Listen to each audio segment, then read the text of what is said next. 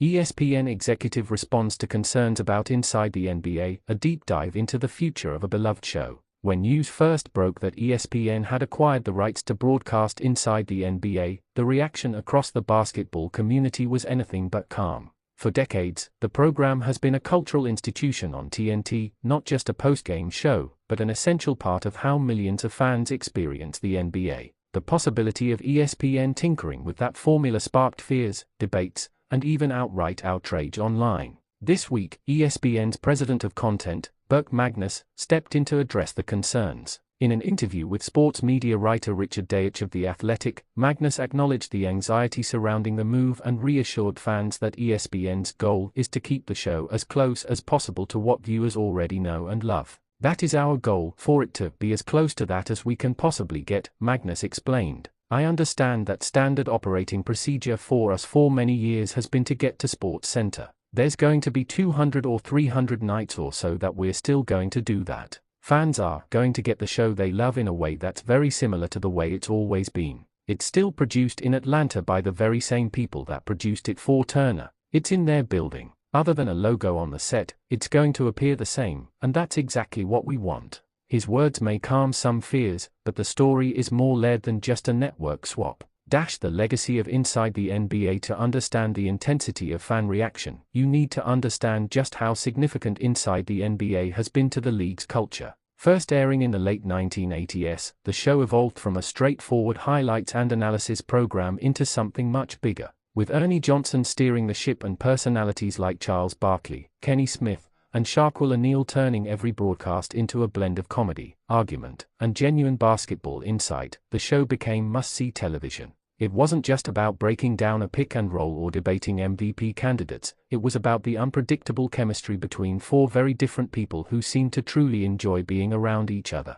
Barkley's blunt honesty and humor, Shaq's over-the-top antics and good-natured rivalries, Kenny Smith's balance of analysis and storytelling, Ernie Johnson's steady hand, compassion, and quick wit. The result was a show that transcended sports. Inside the NBA has won 19 Sports Emmy Awards, been parodied in pop culture, and even been praised by NBA players themselves, who often stay up late just to watch how the crew reacts to their games. So when fans heard ESPN would now control the broadcast rights, the fear wasn't irrational. It was rooted in the understanding that networks have different styles, priorities, and corporate cultures. Why fans are concerned. The anxiety around ESPN's takeover can be boiled down to three main points. 1. Runtime and format changes. On TNT, Inside the NBA regularly ran 40-50 minutes, sometimes stretching past midnight as the crew bantered and riffed with minimal restrictions. ESPN, however, is known for tighter production schedules, with many programs condensed into 30-minute or 1-hour windows to make room for Sports Center. Reports emerged suggesting ESPN might trim the show to just 30 minutes, a move that horrified longtime viewers. 2. Fear of overproduction. Part of Inside the NBA's charm is its loose, unscripted energy. Barkley can go on a tangent, Shaq can argue about food, Kenny can run to the big board, and Ernie can break character to laugh, all without feeling forced. ESPN, by contrast, has a reputation for polished, sometimes rigid programming. Fans worry the network will prioritize control and branding over authenticity. 3. Scheduling and hiatus rumors. Perhaps the most frustrating rumor came last month. Inside the NBA might not air consistently during the season, particularly from opening night until Christmas, because ESPN's NBA schedule is backloaded. A 2-month hiatus would break a rhythm fans have relied on for years. Burke Magnus reassurances. Magnus insists ESPN is listening. He stressed 3 key points in his interview. Same production team. The show will still be produced in Atlanta by the same team that worked at Turner. This includes the same set, same control room, and same creative direction. ESPN is essentially inheriting the product, not reinventing it. Minimal visual changes, other than a new ESPN logo on the set. Magnus says fans won't notice a difference. Intent to preserve runtime. While ESPN has obligations to SportsCenter, Magnus emphasized that the goal is to maintain Inside the NBA's usual runtime rather than shorten it. Still, even with those assurances, Magnus carefully used the word goal, not guarantee. That choice of wording leaves room for ESPN to make adjustments if they see fit.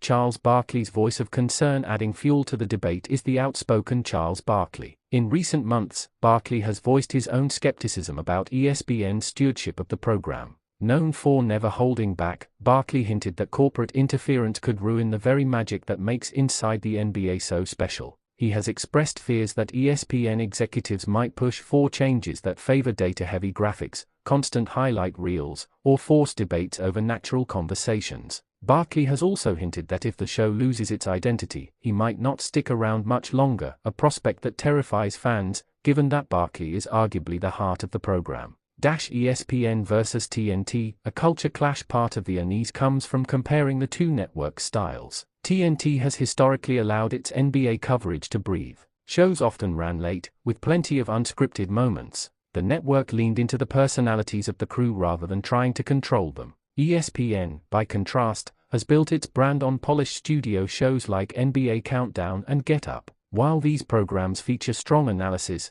they don't carry the same raw personality-driven energy that defines Inside the NBA. That clash of cultures is at the heart of the concern. Can ESPN resist the temptation to mold Inside the NBA into its own style, or will it truly leave the show untouched? The business side of things. It's important to remember why this is happening in the first place: media rights and money. The NBA signed a massive new broadcast deal that shifted certain packages of games from Warner Bros. Discovery, TNT's parent company, to ESPN and other partners. For ESPN, acquiring Inside the NBA wasn't just about filling airtime, it was about bringing in a built-in audience. The show's credibility, popularity, and cultural footprint are invaluable assets. That's why Magnus and his team are publicly stressing continuity. They know that alienating fans could backfire in a big way. What happens next? According to the full details of ESPN's rollout plan will become clear in the next 3 weeks. For now, here's what we know. The show will continue to be filmed and produced in Atlanta. Ernie, Kenny, Chuck, and Shaq are expected to remain on board. An early season hiatus is likely, though not yet officially confirmed. ESPN will have to balance its long-standing programming priorities with the uniqueness of Inside the NBA. Until then, fans will be left in suspense, watching closely to see whether ESPN's promises hold up once the season begins. Fan reactions and the bigger picture. Social media has been buzzing since the initial reports. On platforms like X, formerly Twitter, and Reddit, fans express skepticism. The second ESPN touches it, it's not the same. Don't ruin the best show in sports. If Barkley leaves, it's over. This reaction underscores just how rare Inside the NBA is in modern sports television. Most studio shows are interchangeable, analysts come and go, and formats change often. But Inside the NBA feels timeless, a fixture that has survived because it never tried too hard to be perfect. Conclusion, a test of trust for ESPN. This is more than just an acquisition. It's a test of trust. Can they take a beloved property, keep it intact, and resist the urge to overmanage? Or will corporate priorities chip away at the very soul of the show? Burke Magnus has made his promise clear. The show fans love will remain very similar to the way it's always been. But until fans see it with their own eyes, skepticism will remain. Because in the end, Inside the NBA isn't just a TV show. It's a tradition. It's late-night laughter after a double overtime thriller. It's Barkley and Shaq clowning each other while Ernie tries to keep a straight face. It's Kenny running to the board while Chuck tries to trip him. It's everything that makes basketball more than just a game. And now, all of that rests in ESPN's hands.